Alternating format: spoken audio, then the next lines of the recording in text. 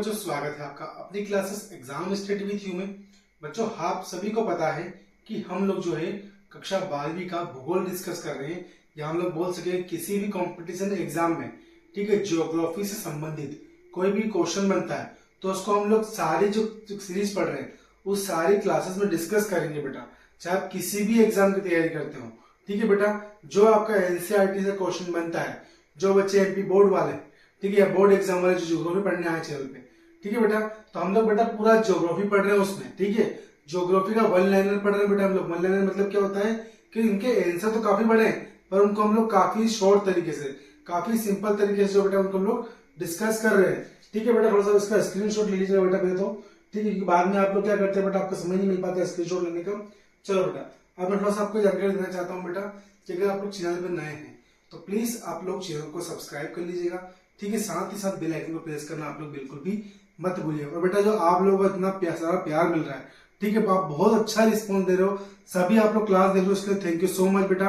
ऐसे ही आपका जो सपोर्ट बनाए रखना, ठीक है, और आगे जितना हो सके उतना बेटा जुड़े रहना, ठीक है। कहीं ना कहीं बेटा आप लोग सभी जो है वो हम लोग एक परिवार है बेटा, फैमिली हम लोग एक है, ठीक है बेटा। तो देखो बिना किसी तरीके हम क्लास को स्टार्ट करेंगे बेटा आज की। तो बेटा आज का हमारा दो चैप्टर जो होने वाला है वो होने वाला है कौन सा, परिवहन होने वाला है। कौन सा आज हमारा चैप्टर जो होने वाला है बेटा, वह होने वाला है क्या, परिवहन वाला चैप्टर हम लोग का होने वाला है, ठीक है। ये हम लोग का आज का चैप्टर रहेगा बेटा, ठीक है, क्या, परिवहन। अब देखो बेटा परिवहन में हम लोग क्या पढ़ेंगे, परिवहन में हम लोग देखो मेन चीज बात करते हैं परिवहन, तो आपके ध्यान में क्या आता है कि परिवहन मतलब क्या होता होगा कि भैया परिवहन तीन होते हैं मेन, मुख्यतः बात करें तो, ठीक है। अब भैया मैं बोल सकता हूँ भैया कि तीन के हम लोग ज्यादा ही बोल सकते हैं, ठीक है। देखो जल परिवहन, थल परिवहन और वायु परिवहन, ये आपकी लैंग्वेज में, ठीक है। परंतु कहीं ना कहीं आज के समय में क्या उन परिवहन को डिवाइड कर दिया गया है, उन परिवहन के भी जो है अंदर और बहुत सारे परिवहन जोड़ दिए गए हैं, ठीक है। अब समझना बेटा, देखो मेरा पहला ही क्वेश्चन क्या है हम लोग का आज का कि परिवहन किस प्रकार का उद्योग है।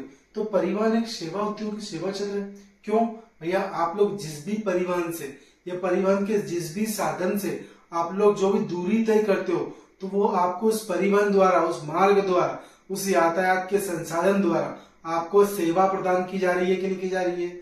सेवा प्रदान करना मतलब क्या, कुल मिलाकर सीधी लैंग्वेज बोलो बेटा तो लाभ मिल रहा है आपको, मिल रहा है कि नहीं मिल रहा है। भैया मान लो मैं यहाँ हूँ, मुझे यहाँ से मान लो भोपाल से मुझे दिल्ली जाना है, तो मान लीजिए भैया कि मैं किसी कार के माध्यम से गया, तो कार मुझे जो है भोपाल से लगाकर दिल्ली तक लेके जा रही है, ठीक है। तो कहीं ना कहीं कार मुझे क्या कर रही है, सेवा प्रदान कर रही है। अब कार को सेवा कौन प्रदान कर रहा है, तो भैया सड़क मार्ग प्रदान कर रहा है, ठीक है। तो भाई परिवहन कौन है, कार है यहाँ पर, और मार्ग किसकी बात करेंगे तो सड़क मार्ग द्वारा।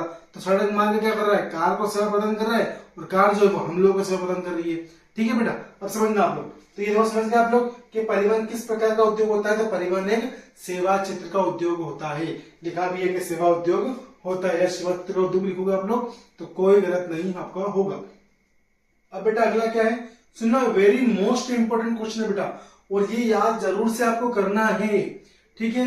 देखो बेटा सेकंड पॉइंट क्या बोल रहे हैं, हेलीफैक्स, कौन सा है, हेलीफैक्स, ठीक है, किस देश का प्रमुख रेलवे स्टेशन है।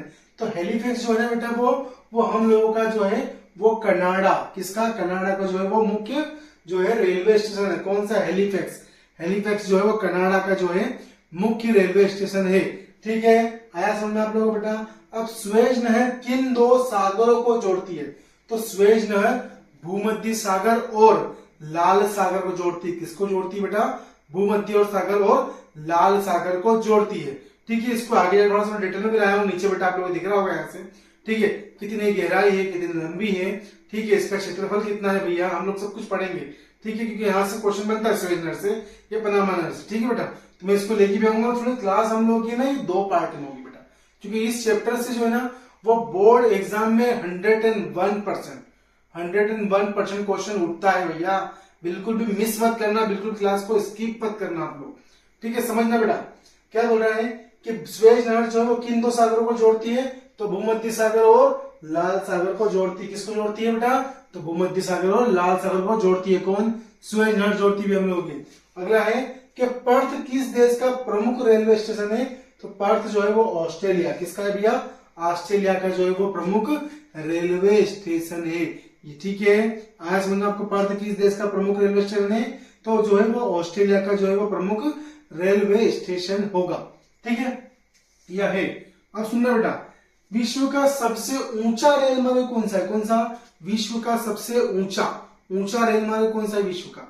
तो भाई विश्व का सबसे ऊंचा रेल मार्ग जो है ना, उसका नाम हम लोग का है क्या है? King zag. क्या है? King zag. क्या है? King zag. ठीक है, किंग और जैग आप इसके बीच में तोड़ लो याद रखने के लिए। किंग जैग आपको याद नहीं रहेगा, परंतु किंग और जैग, ठीक है। देखो किंग मतलब क्या होता है? राजा होता है। और जैग मतलब क्या होता है? जो गाड़ियों में जैग लगाते हैं ना, जैग, तो उससे आपको जैग याद रहेगा, जैग। ठीक है, तो किंग जैग याद रहेगी आप लोगों को। ठीक है बेटा, याद रखना, ट्रिक बनी है हम लोगों की। ठीक है, हम लोग खुद की बनाई बेटा, अपन किसी की कॉपी पेस्ट नहीं करते। ठीक है, तो क्या है? किंग जैग हो गया हम लोग का। ठीक है, ये रेलवे स्टेशन किसका है भैया? तो किसका है? तो ये चीन देश का है। किसका है बेटा? चीन देश का है। ठीक है बेटा, अब क्या है भैया, ये कहां से कहां तक है? तो ये जो तिब्बत से लगाकर, कहां से बेटा? तिब्बत से लगाकर तो लहासा तक है। कहां तक है? तिब्बत से लगाकर तो लहासा तक है। कौन सा? किंग जैग रेल मार्ग, जो कि चीन का है। तिब्बत से लगाकर तो कहां तक है बेटा? तो लहासा तक है। कहां तक है? लहासा तक होगा। चलो आगे बढ़ता हूं बेटा। विश्व का सबसे व्यस्ततम मतलब जहां पर अधिक मात्रा में ट्रैफिक होता है। ठीक है, अधिक मात्रा में ट्रैफिक मतलब पहचानते हैं बेटा, जहां पर अधिक मात्रा में क्या होता है भैया? आवागमन होता है। क्या होता है? आवागमन होता है। उस जगह को हम लोग क्या बोलते हैं? व्यस्तम व्यापारिक जलमार्ग कौन सा होगा? तो उत्तरीय अटलांटिक समुद्री जलमार्ग। कौन सा होगा बेटा हम लोग का? उत्तरीय अटलांटिक समुद्री जलमार्ग ऐसा है जो विश्व का सबसे व्यस्ततम, जहां पर सबसे अधिक मात्रा में जलमार्गों का जो है वो आवागमन मतलब कि आना जाना लगा रहता है। कौन सी जगह है भैया वो? तो उत्तरी अटलांटिक समुद्री मार्ग। कौन सा है? उत्तरी अटलांटिक समुद्र मार्ग जो हम लोग का वो होगा। चलो आगे बढ़ते हैं बेटा। क्या है कि सीमावर्ती सड़कें क्यों बनाई जाती है? सीमावर्ती मतलब क्या? मतलब जो देश की सीमा होती है ना, सीमा मतलब बाउंड्री या बॉर्डर इसको हम लोग बोलते हैं, उसके पास में सड़कें क्यों बनाई जाती है? सीमावर्ती सड़कें क्यों बनाई जाती है? तो गांवों एवं क्या है? गांवों एवं सैन्य शिविरों तक पहुंचने के लिए सीमावर्ती सड़कें बनाई जाती है। जो सीमा मतलब बॉर्डर के आसपास के जो गांव है, एक तो वहां तक पहुंचने के लिए सड़कों का निर्माण किया जाता है, और साथ ही साथ जो सैनिक जो शिविर लगते हैं, जहां पर सैनिक जो है बॉर्डर के आसपास तैनात होते हैं, उनके रुकने के लिए जो स्थान बनाए जाते हैं, वहां तक पहुंचने के लिए क्या है बेटा? सीमावर्ती सड़कें बनाई जाती है। अगर क्वेश्चन आता है तो बेटा आपका आंसर 1 नंबर छूट लेना चाहिए बिल्कुल आपका। सीमावर्ती समझ में आया बेटा? अरे बेटा परिवहन जाल क्या होता है? देखो बेटा क्या होता है परिवहन जाल? वो कि किसी एक स्थान से, ठीक है, या बहुत सारे ऐसे अनेक स्थान होंगे बेटा आपके गली मोहल्ले या आपके गांव हो गए, ठीक है, आप जिस भी स्थान में रहते हो, आपके यहाँ एक ऐसी जगह होगी जहां से लगभग काफी सारे रास्ते निकलते होंगे। ठीक है, चारों दिशा में रास्ते निकलते होंगे। एक जगह तो होती है गाँव, ठीक है, जहां से 4 दिशा 3 दिशा में रास्ते निकलते ही है बेटा। अब समझना क्या है परिवहन जाल? अनेक स्थान जिन्हें परस्पर मार्गों की श्रेणियों द्वारा जोड़ दिए जाने पर जो प्रारूप बनता है, प्रारूप मतलब क्या? जो दिशा का रूप बनता है ना, उसे हम लोग परिवहन जाल कहते हैं। क्या बोलते हैं बेटा? उसे हम लोग परिवहन जाल कहते हैं। फिर समझना एक बेटा आप लोग थोड़ा सा, क्या बोल रहा है कि अनेक स्थान जिन्हें परस्पर मार्गों की श्रेणियों द्वारा जोड़ दिए जाने पर, मतलब नेशनल हाईवे के द्वारा उनको जोड़ दिए जाने पर जो प्रारूप बनता है, उसे हम लोग क्या बोलते हैं? परिवहन जाल उसको हम लोग कहते हैं। ठीक है भैया, कोई सा रास्ता हमारे गांव, हमारे कस्बे, हमारे तहसील, हमारे जिले में होगा जो कहीं ना कहीं नेशनल हाईवे से या 4 लाइन या 6 लाइन या 2 लाइन से लगता होगा, और कहीं ना कहीं जाके बेटा वो आगे जो है वो नेशनल हाईवे में लग जाते हैं। तो ये सब क्या है बेटा? परिवहन जाल तो है। क्या है बेटा ये सब हम लोगों का एक परिवहन जाल है। आ रहा समझ में? नहीं आ रहा तो प्लीज कमेंट करना बेटा। ठीक है, एक बार 10 बार समझाऊंगा, कोई समस्या नहीं है, और आप मुझे बताइएगा जरूर समझ में आ भी आता है नहीं आता आपको। ठीक है, समझना बेटा अगला। ठीक है, परिवहन समझना कि परिवहन जाल क्या होता है। अब देखना बेटा अगला क्या है कि परिवहन की विधियां क्या कौन कौन सी होती है? परिवहन की विधा समझ में आती है? विधा मतलब कौन कौन से क्षेत्र होते हैं? तो भैया मैं आपको स्टार्टिंग में बताया था कि मेन तो 3 हो गए, परंतु इसमें पाइपलाइन परिवहन भी जोड़ दिया गया है, क्योंकि आज के समय में पाइपलाइन परिवहन द्वारा भी वस्तुओं का आयात और निर्यात किया जा रहा है। ज्ञात है आप सबको। ठीक है, गुजरात में सबसे अधिक मात्रा में किया जा रहा है, सूरत में हो रहा है बेटा। ठीक है, हम लोग बात करते हैं तो ठीक है, उसके बाद बिहार में हो रहा है। ठीक है, तो बेटा ये सब किसके द्वारा हो रहा है? परिवहन के साधन द्वारा तो हो रहा है बेटा। किसके द्वारा हो रहा है? परिवहन के साधनों के द्वारा। अब परिवहन के साधन की विधा कौन कौन सी है? तो स्थल परिवहन है पहला तो।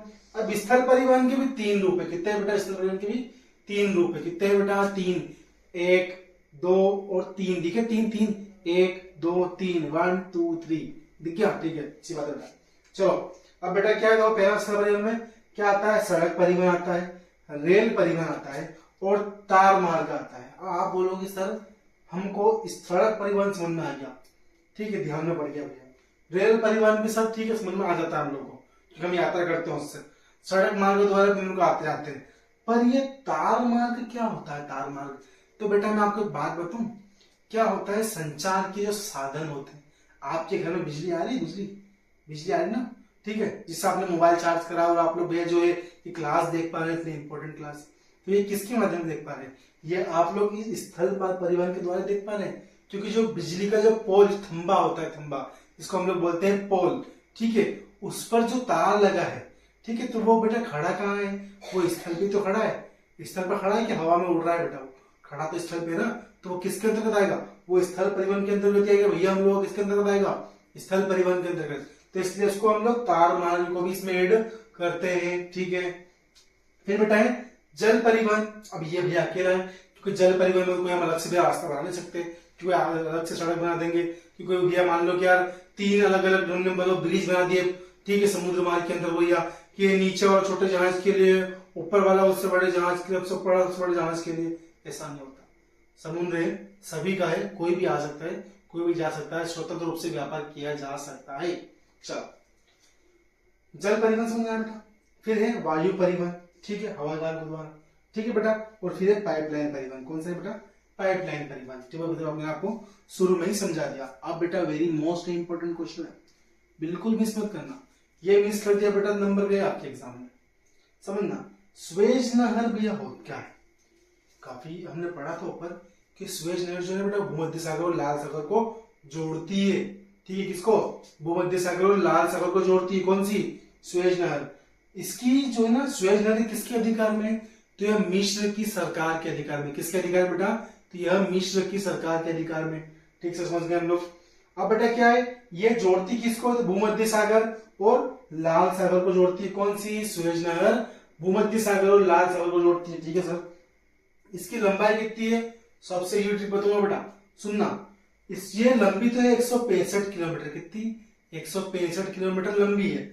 समझने में थोड़ा सा याद हो जाएगा बेटा, 165 किलोमीटर जो है, ठीक है, वो क्या है, लंबी है, मतलब इसको शॉर्ट में एल लिख देता हूं यहाँ पे, क्या है, 165 किलोमीटर लंबी है बेटा, ठीक है, और 65 मीटर चौड़ी है, मतलब इसमें 100 कम कर दो आप लोग, तो कितनी, 65 मीटर चौड़ी है, ठीक है, इतना कर दो 100, ठीक है, तो क्या है बेटा, 65 मीटर चौड़ी हम लोगों की, 165 मीटर लंबी, ठीक है, 65 मीटर चौड़ी, कौन सी, स्वेज नहर, ठीक है, और 11 मीटर गहरी है, कितनी है भैया, तो ये हम लोगों की 11 मीटर गहरी है, कितनी है गहरी भैया, तो 11 मीटर हम लोगों की ये गहरी है, ठीक है, मतलब इसके अंदर की गहराई कितनी है, तो 11 मीटर है, ठीक है बेटा। ये आपको बहुत इजी हो समझूंगा बेटा, कल मैं आपको और अच्छे तरीके से, ठीक है, जितने भी इंपॉर्टेंट क्वेश्चन, एक भी क्वेश्चन मिस नहीं दूंगा बेटा, पूरा के पूरे पेपर के जितने क्वेश्चन आते हैं सारे पढ़ेंगे, सारे बहुत अच्छे नंबर लेके आएंगे बेटा, बिल्कुल टॉप रैंक में आएंगे बेटा हम लोग। तो बेटा क्लास अगर आपको पसंद आ रही है तो प्लीज आप लोग चैनल को सब्सक्राइब कर दीजिएगा,